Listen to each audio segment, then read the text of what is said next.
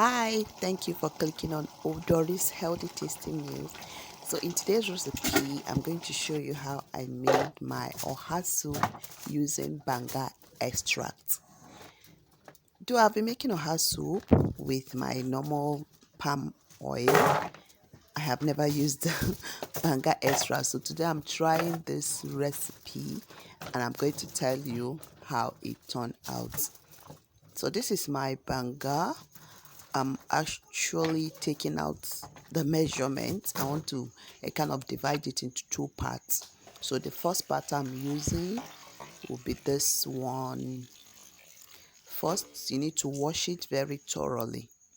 Though the other part will be used for maybe when I'm making banga stew, I will use it and I will possibly bring it to you to see how it's done. So here I am trying to thoroughly wash my Banga or AkA.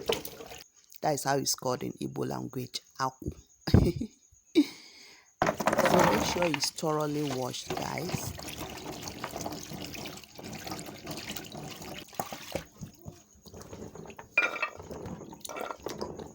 So after the last washing, you need to take it out this way, no longer sieving it out the way you saw. Then I'll transfer it into my cooking pot and allow it to cook. While it's cooking, I'm going to prep other ingredients I'll be using for this soup. So I have my cow stripes, yes, and the beef. So I'm not using much ingredients on this soup. It's just a quick soup, you know. That time that maybe you don't have much, you just look into your fridge. Whatever you have, you just have to put it together and make a meal. I didn't actually plan making the soup, so I don't have much ingredients. So I'm only using what I have, so I hope it turns out well. So make sure you thoroughly wash the meat as well. And here I'm seasoning it with a tablespoon of ginger. Yes, ginger powder, and I need to sieve it to take out the lumps. And I'm adding a teaspoon of pepper, chili pepper, and salt, a teaspoon of salt, a teaspoon of black pepper, and a seasoning cube. Then my onions, this a small large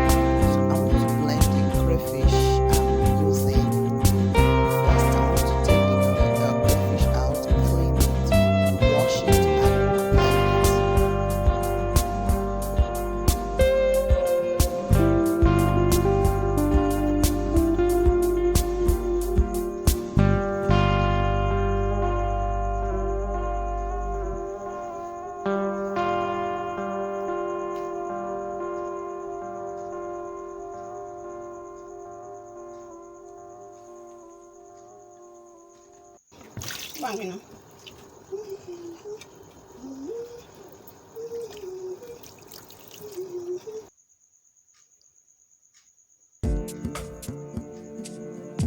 As you can see, the meat is cooking as well as the banga is still on fire. So you just make it this way and things will be easier for you. The banga is cooking, the meat I want to use for the soup is cooking, so that it will kind of easily get cooked everything because I'm actually in a hurry. Yeah, this is gari. I want to make eba. I want to use eba for the soup. And with my hot water, I just kind of pour in the gari, gently make sure you pour it in to absorb the water properly. As soon as you're done, just mix it properly. Just the way I'm doing. So I'm going to turn this after properly turning my desired smoothness. I'll take it to the dining. Let it start cooling before the soup gets ready.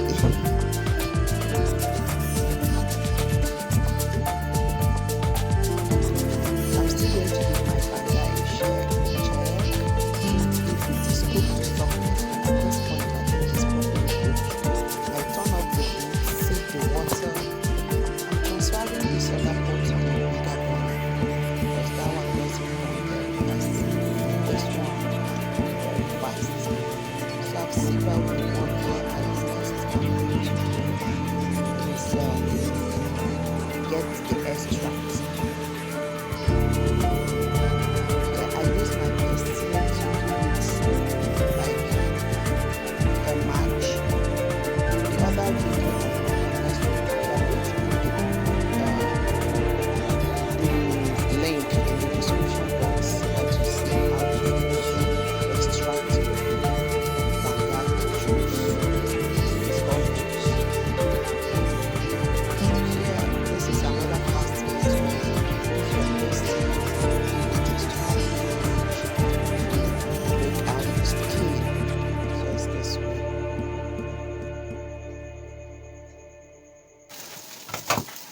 So at this point, I'm going to use my hand to finish the remaining job.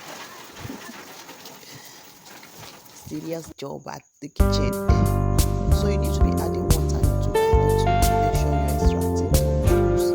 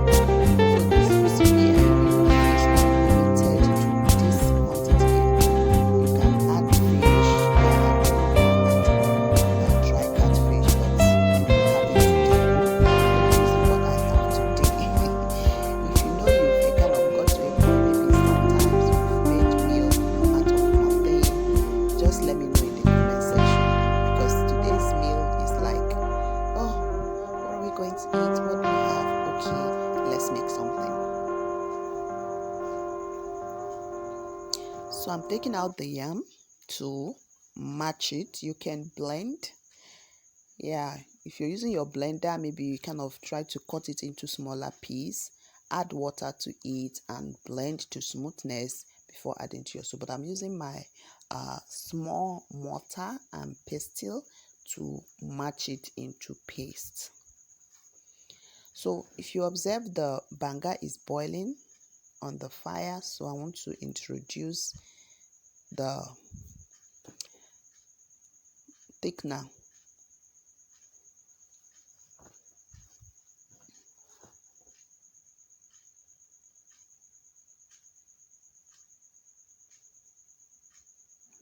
Then I will start adding every other thing into the soup. This is my blended crayfish that is going in first.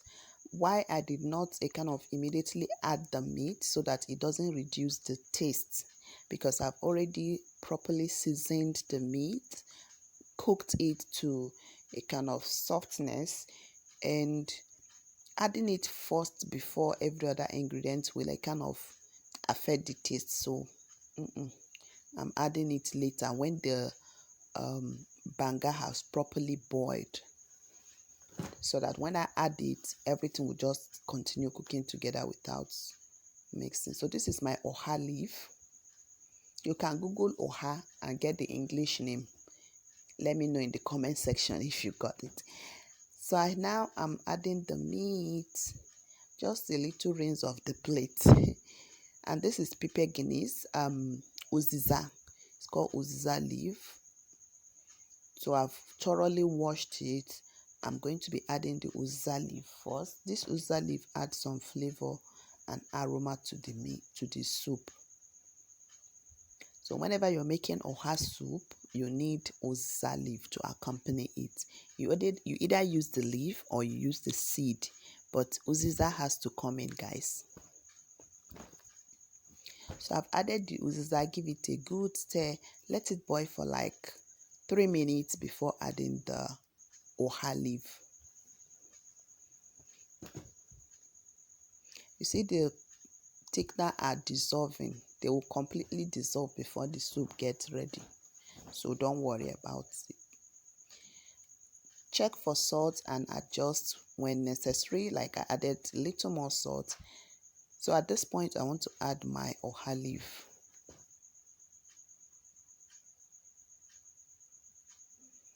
So after adding my oha leaf, let it boil for like 30 seconds, then stir. You might stir immediately anyway, but for me, I just want it to boil a little. Once it starts bringing its out aroma, then I give it a stir. And at this point, my soup is properly cooked. This is how I made my oha soup using banga. And the taste is still very okay, but I will tell you that I prefer my banga with scent leaf, though this one is not bad. So thank you for watching. See you next time.